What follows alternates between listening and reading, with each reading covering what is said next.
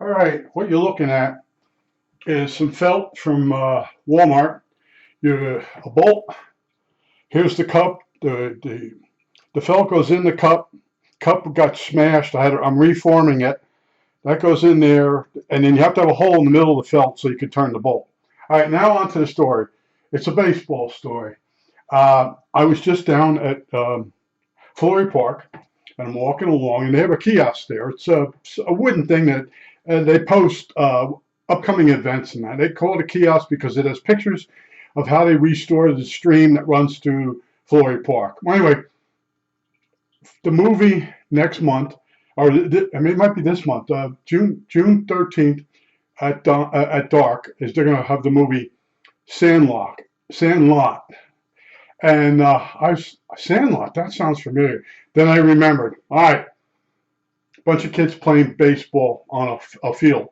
But a certain thing happened, and I started laughing because it happened to us. Now, I'll use the kid's real name. His name was Gary Klein. Now, my last name's Klein Bauer. He was Klein. His family was Swiss. That's what the old man used to say. We're Swiss. Well, anyway, so Gary, for his birthday, Joe stopped at the baseball stadium. I don't know if it was the Mets or the Yankees, but he got a baseball signed for his son for his birthday. I don't know if it was real. I don't know if Joe was that kind of guy. He might actually fudge a baseball. Anyway, so Gary's got this ball, and I don't remember the name of the guy. The guy wasn't a real popular baseball player, but he did have a signed ball. And anytime you mentioned the baseball, he'd bring up that he's got this signed ball. So one day, the doorbell rings, and I open up, and there's Gary. And he comes in, and he goes, "You won't believe what I did." Yeah, I would. Well, anyway, we had a football field across the street from my house, diagonally. It's called Rip Collins Stadium. It's off of River Road in North Arlington, New Jersey. You can look it up. And there's a river that's alongside it. So anytime you do anything, you could accidentally get a football to go in there, and then you had to throw rocks ahead of it to bring it in. A real annoying thing. There was a really deep river. Big oil tankers used to come up and down it. It was dredged. It was changed by the Army Corps of Engineers. So whenever you did anything like a baseball or anything that you really wanted, you go to the other side of the field. Well, on the other side of the field, you had a county road. I think it was maybe 509, 507. I've been out of there a while now, and I really don't remember using what number that county road is. Well, anyway, so Gary decided to take the signature baseball over to the field and hit the ball for practice. All right, so that was a bad idea right there. It's like that 70s show when the son says, I have a lot of bad luck, and the father says, you don't have bad luck, you're a dumbass. Well, anyway, so they're hitting the ball, and one of the kids hits a foul, and it goes backwards over into the street. Now, I don't know if the ball got hit by a car and then went into the sewer. Now, we called it a sewer. It's a catch basin. It's in the curb. There's a metal piece that sits instead of the curb. There's a plate that comes out that has holes in it. So the ball goes in there, and now he spends like 3 hours trying to get out using a stick and slowly rolling the ball up the side of the sewer. But you really can't get your hand in there to get the ball when you. Well, anyway, he tried all these different things. So he rang my side doorbell, and as he's talking to me, I look, and on top of the garbage, in the garbage to go out, it was an ice cream container. They were cardboard in the old days. They weren't plastic. So I pick it up, and it's a quart size. And I go over to the sink, and I rinse it all out. Then I go over to the drawer, and I get a fork out or a knife, and I punch a hole in it. And then I put a string on it. We always had string. That's one thing we had a lot of. My father's friends would give him rolls of string. So I had all kinds of nylon strings. Kite day, whenever we did kites, everybody got their string from me. Well, anyway, so I'm putting the string. He goes, "What are you doing?" I said, "You watch, just watch." So you go out, and then you got to remember, you can put your hand in. You can put your hand, which would be the curb part of the swords, and wrap around. And I lowered the string in there, and then I swung the container back and forth, let go of the string, and the container, the open side of the container, dropped right next to the ball. Well, how are you going to get that? I'm like, watch. So then, to get a stick in there and hit the ball into the container from the back, it's not going to happen. But out in the front, the plate that goes in the street, there's holes in there. I put down the stick. It was probably a broom handle. I put it down in the appropriate hole, and then I knocked the ball into the container, the ice cream container. Now all I have to do is slowly lift the string up. As I'm lifting the string up, the container comes backwards. The ball's now in the container, and it's coming up. And he gets all excited. Says, "Stay back, because I know they'll grab for it. They just become delirious people." I started learning certain people when they think it's fixed, they grab it out of your hand and break it. Anyway, so I'm pulling the string up, and now I have to reach my hand in the back of the sewer by the curb. It would be it's like a coin slot. Put your hand in there, and you grab the ice cream container, and you position it so it faces up. And with your other hand, you reach into it, and you make sure you got that baseball. And you pull it out, and I handed it to him. All right? These are the things I did repeatedly. All right? And people like, I totally think different. Now, he was using two sticks as like chopsticks. The problem with that is, like, say you put a little lever down in there or a pivot point. Once you grab the ball, how do you get it up out of the sewer?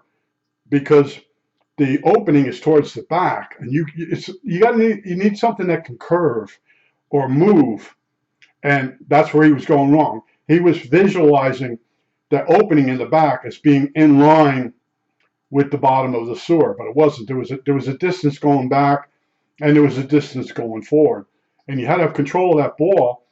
And there was no water in the sewer, and the mud that's normally in the bottom of the sewer was dried. So when he got the ball up, it looked like it had never been played with outside, and he took it back home. But whenever we'd be doing something, he'd bring that ball up. Oh, I got, like Jim Butkus, some off the wall name of some. I never heard of the player, but it was supposed. His father gave it to him, and he was supposed to put it on his desk and leave it there. Now, I think in Sandlot they put a bunch of sticks together, and they're trying to get the ball from the dog, and then the dog ends up chewing it up, and then Jones, the guy from Star Wars voice, Roy Jones. So anyway, his name.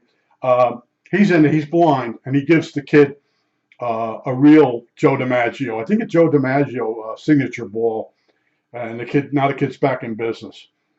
But so when I saw that movie, I was laughing so hard because I'm sitting there and I'm thinking of this kid Gary, his ball his father gave to him for his birthday. He took it outside, and he's like, "Why didn't go near the river? Because the river would eat stuff." I'm going to tell you, a football when it would go in the river, and the river was tidal, but it wasn't salt water, it wasn't brackish. I won't go into those stories. So anyway, what you had to do is you had to throw rocks just behind the ball, and the wave that you created would push the ball onto shore. And we had retards. I don't know if you're supposed to use that word, but there were retards in our neighborhood. If you let them throw a rock at the football, they'd hit the football and put it out further. And then when you were bringing the football in, you would tell them, "I'll punch you in the head if you pick up a rock," because you know what's going to happen with them. And they would swear they could do it. And they'd throw it. They'd hit the football and put it out further. But so this guy says, "I'll hit the baseball on the other side of the stadium." You can see all this on Google. It's Passaic River, Rip Collins Stadium, River Road. All right, and you can see the River Road. I think it's 509, 507, whatever, maybe 501. And then you can see the Passaic River. And on the other side of the Passaic River, you see the highway. That's Route 21. But he plays with the ball near the wall. There was a wall around that stadium at one time. And it's so harmless. You use the ball as a backstop. The kid throws the ball. And if you miss it, hits the wall, and it don't go anywhere. And he said it only took like the second shot. And then it foul tipped. It foul tipped back on the road. And you could run up on the bleachers and watch it go across the road into the sewer. But I think differently. As he's telling me all the different tries, I had the one I'm thinking in my head, this is going to work. All I have to do is swing that ice cream container and get the opening of the ice cream container next to the ball and put the string at the mouth. So when you pick up the string, it tilts the container back and traps the ball in there. I had it all figured out in my head before I even went over there. And he's worrying. I was so nervous he was going to grab it out of my hand too soon. It was going to drop back down into the sewer again and be in a position we couldn't get it at. But even when I was getting, I wasn't that old, but I started realizing even when you're fixing something, the person gets so nervous they actually grab it out of your hands. I had an old guy do that to me Christmas Eve. His wife bought an Oreck vacuum. I told her not to buy an Oreck vacuum. I was repairing vacuums at the time, and you had to fold back this rubber cap, and then you push the button, and it would come apart. You could clean the clog. Well, the engineer couldn't figure that out. It's right in the frickin' booklet. So I go over there, and they're hoarders, and the only place you can operate on the vacuum in the house is on the wash machine. So they close the lid, and I'm on top of it. And as soon as I peeled back the rubber boot over and I got pressed the button, the guy tries to grab the vacuum cleaner out of my hand because he's embarrassed with his wife. He's an engineer. He can't figure out how to get it apart. I almost belted him in the head. I was like pissed. It's Christmas Eve, and she's begging me. What she did, she vacuumed up the Christmas tree. They trimmed the Christmas tree, and an Oreck vacuum, the dirt in that comes up through the handle. So it's stupid, and they were stupid, okay? And I went over there Christmas Eve, and they didn't give me nothing, not even a thank you. She's like, well, I got to be more careful, and he's like all upset because I showed him up. I'm telling you, that's the theme of my life. I show people up all the time, but they called me up Christmas Eve. Could you please come over? I need my vacuum, blah, blah, blah. And then she pulled a quick one on me. I had Oreck vacuum bags. I was repairing vacuums out of my house. And I had genuine Oreck vacuum. So one day she needed bags. So I brought over a package. And I won't say it was $30. It might have been like $28. And there were a lot of them in the bag. She goes, I didn't pay that much the last time. Typical old, cheap person, So I said, oh, go to the Oreck dealer. Well, he's really far away. Look, I can't help you. And then she started going, you have a friend that does Oreck repairs. I said, yeah. And I said, he has the same package. Oh, could he order me a smaller package? I said, no. So that's how these people had money, and they're really annoying and cheap and stupid. And so finally one day, so anyway, that was the final step for me of repairing vacuums, putting up with the neighbors. So I called my friend up, and when I set my business up, I bought only the parts and bags that he used a lot. So I called him up one day, come on down. And he comes down, and he paid. I sold him everything I had, which is his stock, and for less than what I bought it for. I said, I don't want to touch another vacuum. I don't want to go near another old person. So that's when the woman, a couple of days, I said, I'm out of this business. And she starts saying, well, what about your friend? Yeah, I want to drive all the way up to my friend's place and buy a bag of vacuum bags for you so you could save $3. That's how stupid old people get. But I look back on my life, it was stupid all the time. And someone would come over to me, I know you could figure this out. You got to help me. And then I would help them, and they'd look at me funny, like, man, why are you so much smarter than me? I was only good in a couple things, and they were only good in a couple things. The smarter kids in the neighborhood moved there. They came into the neighborhood when they were already like 9 years old. One became a doctor. I would think that. Yeah, a couple became teachers, but nobody really super famous ever came off my block, and that's one of the things you'll understand. But I figure when I saw that. Sandlot, the movie, I started thinking, I'm like, that kid took a signed baseball out and lost it over the fence. And I like I said, they hit me. I had gone through the same. I knew the kid's guy. His name was Gary Klein. And his father was Joe. His mother was Ellie.